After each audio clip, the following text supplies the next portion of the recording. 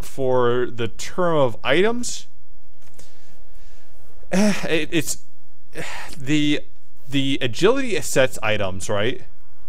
And the willpower items and all these other ones here are so good that I think that you would probably be hard pressed to find something as good inside of this DLC. Maybe some min-maxers can correct me on that, but I think that agility set items and willpower items are still way too powerful not to make not to make you not want to use them for the rings, you know? But I think they're even more useful now that you see these sets that actually include jewelry. So you only need 3 pieces of your willpower or agility or endurance, and there's actually 4 slots available. So now that allows you to add another, bonus. Unless you're looking at getting a maelstrom item, because if you get a maelstrom item, you're gonna use it. That's still another bonus. Yeah. Yeah, I'm not disagreeing with that. That's definitely what they needed for some of these stuff too. Mm-hmm. Where are we going here? I'm lost. Oh, we're off the trail. But yeah, no, I think that this has way more content for the PvE player than Imperial City. I'm a PvE player straight up, and I tried to learn PvP for the while that Imperial City came out, and I was like, oh, it's new, I gotta do this. I love the quest. I thought the storyline was great, but then all I'm left with, and that was something I could complete pretty quickly, was the main quest line. Then all I'm left with is these dailies that are very, very repetitive. Nothing changed, right? It's still the same Imperial City that I walked in on. That's where the PvP part came in. They could reuse that place. As a PvE player, it didn't have much replayability. Sure, yes, okay, I can repeat the same quest over and over, but as a PvE player, I don't want to repeat the same thing over and over. I want to see something different. So I think this zone is much better for that. Maybe it still doesn't have the replayability. Once you've done it, you've already done it. But you have so much longer in this zone before you're done it all. Yes. Yeah. So much longer. And a couple of that, okay, like grinding wise, right? Let's compare it with that, okay? Because I'm honestly not a grinder. You're not a grinder, I'm sure. But let's put our heads into the mind of a grinder, right? Imperial City and Citadel are better for grinding because you get the extra like 20% bonus with the experience. However, this also battle levels you in here, so you get extra bonuses on that. On top of that, you can join in with the other friends there. So now you're grinding with people that are high level to help you get through faster, and you have less risk of being ganked or killed while you're in here. I think it's absolutely 100% better for grinders. Depends on what you're grinding for. For level? Because your mobs are a lot closer together in Imperial City, and I feel that even if you do get ganked, you can run through the sewers and you're still grinding on your way back to your grind spot. Here you can tell they're more spaced out. So I don't think it would be efficient. Well, that's in the open world here, right? That's in the open world. But if you take a look at, let's say, if you take a look at some of the quest areas here, like you go up to like one of the areas we're coming up here now is one of the keeps, like the destroyed keeps that they're taking over. Like mob after mob will come in after you, and there's a lot of mobs coming in inside some of these areas. So I do feel like, you know, like in the open world here, where we're going through the fields and we're seeing bears and enchiladas and all this other good stuff, they're spread out, right? But you get to some of the objectives and you see a lot more mobs like condensed in. Yeah, and the objectives are where wonderful quest people would like to kill things for their quest objectives, where a bunch of grinders are going to kill everything. I'm sorry. Yes. But there's also delves too, and they're putting in the delve content stuff with that too. So you have dailies to come in here to do the delves on top of everything else. So I mean, there's a lot in here for grinders, I feel too. PvEers, you have a whole lot of content. We have a whole lot of quests. We're not going into it right now because we don't want to don't want to upset people and give away too many spoilers, but there is a lot of stuff to do in here. Mm-hmm. Yep. And meanwhile, PvPers, yeah, there's no PvP here. Sorry. But hey, there's no it's PvP. my time. But really, is there any PvP inside Imperial City? Eh. Now, getting the gear, okay, that's a different question there. You can grind up inside of it here, and you're probably not getting good gear with it. The best way to get the gear is either running the solo dungeon or getting somebody to craft you stuff. From what I've seen, we're not seeing a whole lot of drops for like new sets when we're just out here killing things.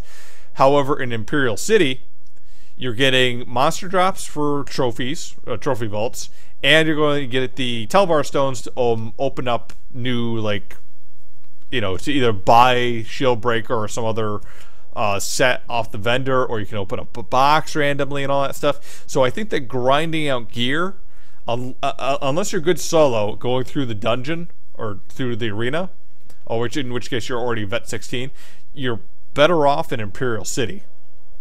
At least in my opinion on that. Mm-hmm. So most of the stuff here is it's good experience grinding, I feel, but like actually getting gear is not. It kind of lacks unless you do the arena. But okay, do you want to? The arena aren't you itself, able to get gear other ways? I'm you can reaching craft in the it. back of my mind here from patch notes, but I'm pretty sure there was something about upping drop chances for getting gear somewhere else. Imperial City Dungeon. No, not Imperial City. Well, they did. Well, no, it's Imperial Dungeon, Imperial City Prison, and Imperial City White Gold Tower. No, I mean since then, since the first PTS patch. Since I'm actually not sure. I thought they said they increased the drop rates for like Rothgar gear. They could have meant that. I absolutely could be wrong, guys. I'm not. They could have been referring to the drop rate inside of the arena, maybe? Arena, yeah. Because the only place I've seen these stuff drop is the arena. I haven't seen it drop anywhere else. At least not yet. It's gotta drop somewhere. Yeah. Other than the arena.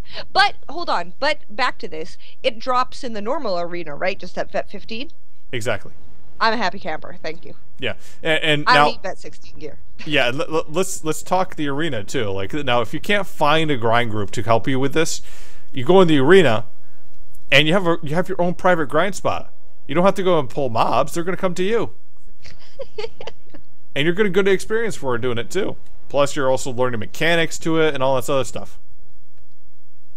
Mm-hmm. So, like, compared to that to the Imperial City, yeah, the gear is going to be easier to get. You're probably going to have a better time grinding inside this stuff. I feel that you might be better off getting gear inside of Imperial City for some of that stuff. But like I said, you're still getting good mats throughout most of this area here. You're definitely going to want backspace increases compared to the Imperial City.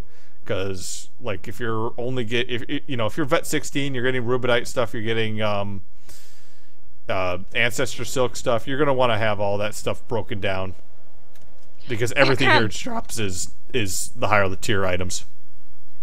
World bosses in Orsinium now have a small chance to drop an item from nice 3 different sets. These will drop at Vet 15 or rarely at Vet 16. Treasure chests at VR 15 Plus also have a small chance to drop an item from the blah blah blah sets at Vet 15 or rarely Vet 16. Okay. Treasure maps that can blah blah blah that uncover a chest can get those item sets. So you're not absolutely stuck on doing that. Do the arena. It's probably absolutely going to be faster to get your gear, but there are other avenues that you can go to if you can't or won't do the arena for some reason or another. Yeah, but grind wise, right? Grind wise means you kill a bunch of mobs and get stuff. You're probably better off doing that grind inside the sewers. Oh, absolutely, because of the trophies. Yes. Hands down, and the stones, but. Absolutely, for grinding to get your gear, you are absolutely better off in Imperial City. Yep. So we're agreed on that then. All right. So, do you have anything else you want to compare on Imperial City and this? Let's see, the size, the PvE content. What do you think about the mob difficulty? Because they're both battle leveled zones. I think Imperial City is easier simply because Daedra are a lot more susceptible to a lot of builds. Evil Hunter, Silver Shards, etc. Instead of Hrothgar here, you don't have like a huge amount of Daedra inside some of these areas. You have like, you know, harpies, spiders, orcs, you know, tons of different, like, a variety of enemies here. So there's no one good build that works against them. See, but I found that in Imperial City, all the mobs are very, very close. So if I'm kind of wandering around, there's a good chance I can aggro buddy over here just because I wandered too far. I don't have that feeling in Hrothgar. I also feel like taking on like the same amount of mobs in Imperial City versus Hrothgar is actually more difficult.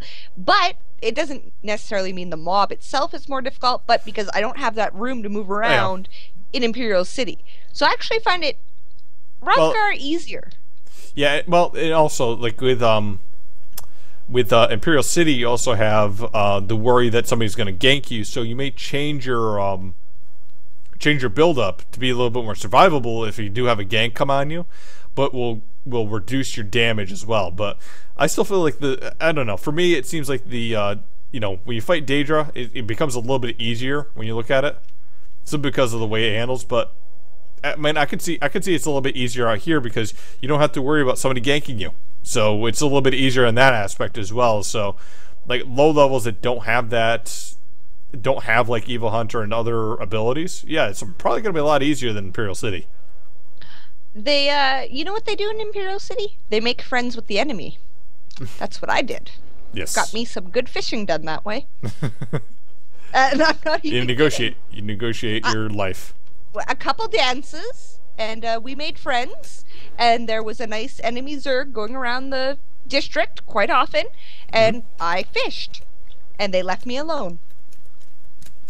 And I left them alone. And every once in a while we'd kill stuff together, and we'd make sure not to use too many AoEs near each other. Yeah, if you're, you know, not good at builds, be friendly. That's my advice. Dead body here.